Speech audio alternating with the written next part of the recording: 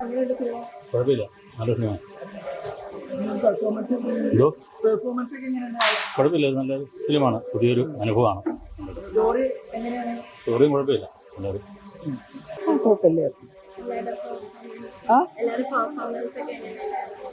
പെർഫോമൻസിനേക്കാൾ എല്ലാവരും ഒക്കെ ആയിരുന്നു. പിന്നെ പാട്ടുകളൊക്കെ എനിക്ക് ഇഷ്ടപ്പെട്ടു, സിനിമാറ്റോഗ്രാഫി ഇഷ്ടപ്പെട്ടു, തിരക്കില്ല. ഞാൻ കുറച്ച് കഴിഞ്ഞിട്ടാണ് വന്നത്, അപ്പോൾ എനിക്ക് കറക്റ്റായിട്ടൊരു ലാസ്റ്റ് ടൈപ്പ് ഒക്കെ മനസ്സിലായി. ഒരു ആർട്ട് മൂവി ടൈപ്പായിട്ട് എനിക്ക് ഫീൽ ചെയ്തു. നൈസ്. സിനിമ കണ്ടിട്ട് എനിക്ക് വളരെ ഇഷ്ടപ്പെട്ട ഒരു ടോപ്പിക്കാണ് അതിൻ്റെ കഥ. കാരണം ഒരു വ്യത്യസ്തമായ കഥയാണ്. നമ്മൾ അങ്ങോട്ട് നീങ്ങും തോറും നമ്മൾ ഉദ്ദേശിക്കുന്നതല്ല നമുക്ക് കിട്ടുന്ന ആ ഒരു റിസൾട്ട്. അത് നല്ലൊരു ഇതാണ്. സാഹിത്യത്തെയും കലയെയും എഴുത്തിനെയും ഒക്കെ പ്രാധാന്യം കൊടുക്കുന്ന ഈ സിനിമ. അവരോടൊപ്പം ഒക്കെ അഭിനയിക്കാനും എൻ്റെ കഥാപാത്രവും എല്ലാം എനിക്കിഷ്ടപ്പെട്ടു. നല്ലതെന്ന് തോന്നുന്നു. പക്ഷേ നമ്മുടെ ജനങ്ങളാണ്, പ്രേക്ഷകരാണ് അഭിപ്രായം പറയേണ്ടത്. തീർച്ചയായിട്ടും പ്രേക്ഷകരുടെ ആ ഒരു വിശ്വാസത്തെ അല്ലെങ്കിൽ ഒരു പ്രതീക്ഷയെ ഒരിക്കലും അതിന് നിരാശ വരത്തില്ല എന്ന ഒരു വിശ്വാസമുണ്ട്. പിന്നെ വലിയ പരസ്യങ്ങളൊന്നും ഇല്ലെങ്കിലും എല്ലാവരും തിയേറ്ററുകളിലേക്ക് വരുന്നു എന്നുള്ളൊരു സന്തോഷവുമുണ്ട്. തീർച്ചയായിട്ടും അതിൽ എല്ലാവരെയും എന്താണ് പറയുന്നത്, നന്ദി പറയുന്നു. ഇത്രത്തോളം സപ്പോർട്ടുകൾ ഞങ്ങൾക്ക് തരുന്ന എല്ലാവരോടുമുള്ള സ്നേഹത്തിൻ്റെ ഭാഷയിലുള്ള നന്ദി പറയുന്നു. Thank you. കണ്ടപ്പം ഞാനാണ് ഇതിൽ അഭിനയിച്ചിരിക്കുന്നതെന്നോ ഒരു പല നിമിഷങ്ങളിലും അത് എന്നിൽ നിന്ന് പോയി അറിയാതെ. അവസാനം കണ്ണ് നിറഞ്ഞേ നമുക്ക് പുറത്തേക്ക് ഇറങ്ങാൻ പറ്റുള്ളൂ. കണ്ണ് നനഞ്ഞു. സ്ക്രീനിൽ കണ്ടപ്പം സന്തോഷം തോന്നി. എന്ന് പറഞ്ഞു കഴിഞ്ഞാൽ ഇതൊരു കൊച്ചു സിനിമയാണ്. നമുക്ക് എന്താ പറയുക, ഇത് പൂർത്തീകരിച്ചു, സ്ക്രീനിൽ കണ്ടു, ഭയങ്കര സന്തോഷം തോന്നി. ആദ്യമായിട്ടുള്ള ഒരു എക്സ്പീരിയൻസ് ആണ് എനിക്ക്. ഞാൻ ആദ്യമായിട്ടാണ് അഭിനയിക്കുന്നത്. ഞാൻ പറഞ്ഞില്ലേ, ഞാനാണ് പല നിമിഷങ്ങളിലും സിനിമയിൽ ഞാൻ ഒരു പുറത്തു നിന്നുള്ള ഒരാളാണ് എന്നുള്ള ഇതിൽ തന്നെയാണ് ഞാൻ സിനിമയെ കാണാനിരുന്നത്.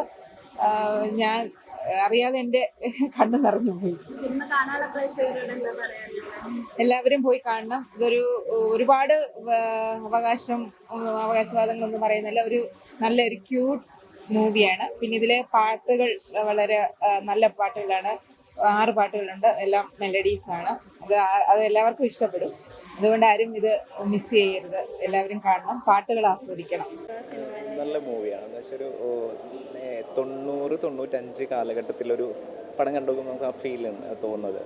40കളിൽ പ്രണയം എന്ന് പറയുകയാണെങ്കിലും പക്വതയത്തെ പ്രണയമാണ്. അതാണ് മറ്റേ കൗമാരക്കാരുടെ പ്രണയമാകുമ്പം മറ്റുള്ളവരെ കാണിക്കാൻ വേണ്ടിയിട്ടുള്ള ഒരു പക്വതയില്ലാത്ത പ്രണയമായിരിക്കും. പക്ഷെ ഇതല്ല, ഇത് നല്ല പക്വതയെത്തിയ പ്രണയം എന്ന് പറയുമ്പോൾ അതിനൊരു സ്ട്രോങ് ഉണ്ട്, ലാസ്റ്റ് ചെയ്യുന്നതാണ്. ഇതിലും ഭയങ്കര നമുക്ക് ആ ഫീൽ ചെയ്യുന്നുണ്ട് നല്ല രീതിയിൽ ഈ പ്രണയം. അങ്ങനെ ഒരു തോട്ടായി നമുക്ക് അങ്ങനെ ഒരു ചിന്തയാണ് ആദ്യം വരുന്നത്. 40കളിലെ പ്രണയം അവിഹിതമായിരിക്കും എന്ന രീതിയിലാണ് പടം കാണാൻ കരുതുന്നത്. പക്ഷേ ഇതല്ല, നല്ലൊരു ഫീൽ ആയിട്ടുള്ളൊരു പ്രണയമാണ് അത്. 40കളിലെ പ്രണയം ഈ 40ാമത്തെ വയസ്സിൽ ഇത് പറഞ്ഞതുപോലെ അവിഹിതമാണോ എന്നുള്ള രീതിയിലാണ് നമ്മൾ പടം കാണാൻ കണ്ടത്. പക്ഷേ ഇത് പടം കണ്ടു നോക്കുമ്പോൾ നമുക്ക് വല്ലാത്തൊരു ഫീലായിരുന്നു. എല്ലാവരും നല്ല പെർഫോമൻസ്. പാട്ടാണ് എടുത്തു പറയേണ്ടത്.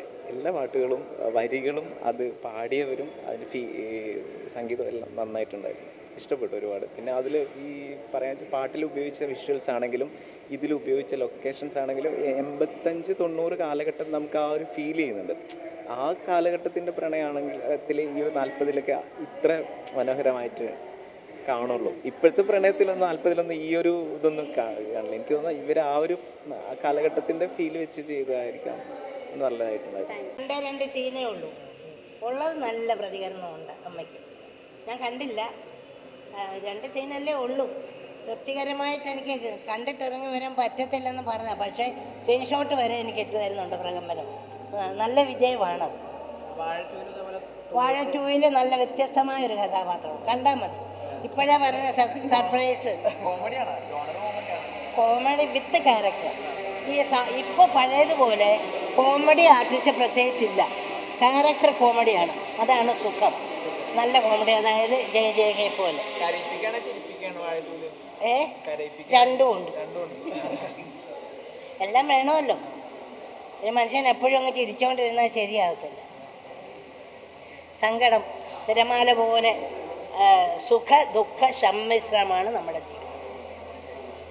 ഓക്കെ, അത് കാഴ്ചപ്പാടിൻ്റെ പ്രശ്നമാണ്. കാരണം ഇവൻ പ്രണയം എന്ന് പറയുന്ന വാക്കിനകത്ത് ഒരിക്കലും അവിഹിതമില്ല. പ്രണയം ഏത് സമയത്തും ഏത് കാലത്തും സംഭവിക്കാവുന്നതാണ് പ്രണയം എന്ന് പറയുന്നത്. അതിന് മനുഷ്യൻ വ്യാഖ്യാനിക്കുന്നത് പോലെ ഇരിക്കും ഓരോ വിഷയങ്ങളുടെ അതിൻ്റെ ഡെപ്തിനെ സൂചിപ്പിക്കുന്നത്.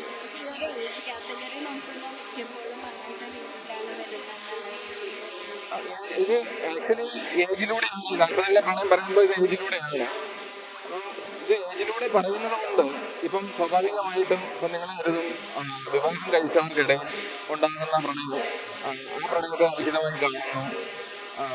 ശരിക്കും അവിഹിതം എന്ന് പറയുന്ന വാക്ക് തന്നെ അത് ഉപയോഗിക്കാൻ പാടില്ലാത്തൊരു വാക്കാണ്.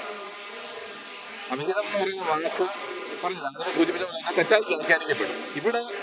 ഇവിടെ രണ്ട് പ്രണയം എന്ന് പറയുമ്പോൾ ഈ പ്രണയം ഒരു കുറച്ച് മുമ്പ് നായിക പറഞ്ഞതുപോലെ തന്നെ ഇതൊരു തലോടലാണ്.